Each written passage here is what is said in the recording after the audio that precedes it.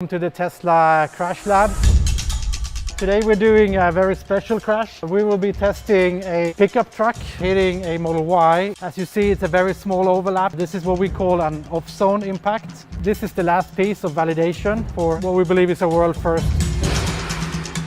Previously, the best way to design a safe car was for industry standard crash testing. And those crash tests are like a few grains of sand. Those grains of sand are meant to represent the beach, but in reality the beach is infinitely complex. Every crash is different.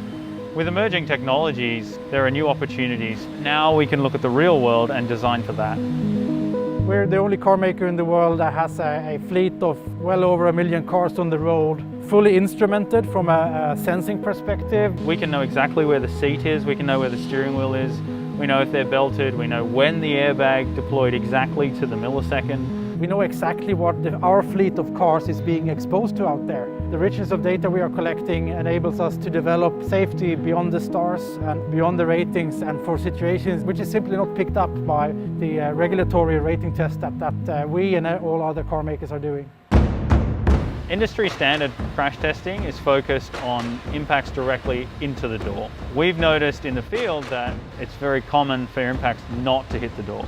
Once we found the gap in what the legal testing required and the types of crashes we saw from our fleet data, we decided to use our very detailed simulation models to run impacts in different locations, like this simulation here. And we use this to really tune down to the millimeter and down to the mile per hour, the threshold at which you need airbags and you don't need airbags. We use that to tune the airbags and the seat belts for optimal safety. Conventional systems don't detect this type of crash because it's not an industry standard. This new algorithm takes into account the current sensor set, interprets it in a new way, so that we can identify this particular type of crash and provide the optimum restraint for that situation.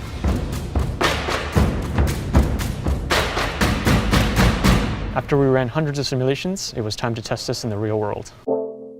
We have 17 high-speed cameras running at 1,000 frames per second, and camera data forms an integral part of the information that we collect in a big test like this.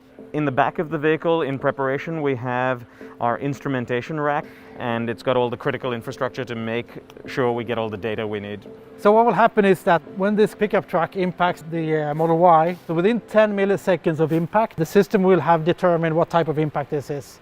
And then it will trigger the airbag system and the restraint system to respond in the best possible way. 3, 2, 1.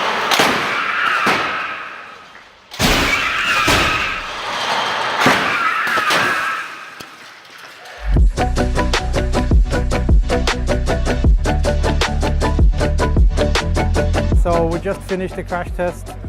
Looks like we have a home run result. The cars even ended up exactly where we predicted. Post-crash, the detection worked perfectly, and we deployed the airbags exactly as we intended to, as we wanted to, and indeed as we predicted to. And I just had a look at the injury values recorded by the dummies, and they look beautiful. This feels awesome. This is history in the making, and this is really the end result of the entire chain of Tesla's strength in safety development, starting off with the field data, data analytics, lots of simulation, close cooperation between simulation engineers, design engineers, coming here to the lab, recreating this whole crash, performing it flawlessly, capturing the result. Now we have some post-processing to do to validate everything, but once that's done, this is in the pipeline for over-the-air updates to the fleet, improving the cars. We have more data now than we've ever had before.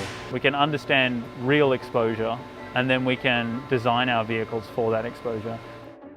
We think over time this will change how you design for vehicle safety. It's all based on knowledge. I think this is just the beginning of a journey for us. The reasoning we're doing this is simple. It's because A, we have the ability, and B, it's because it's the right thing to do.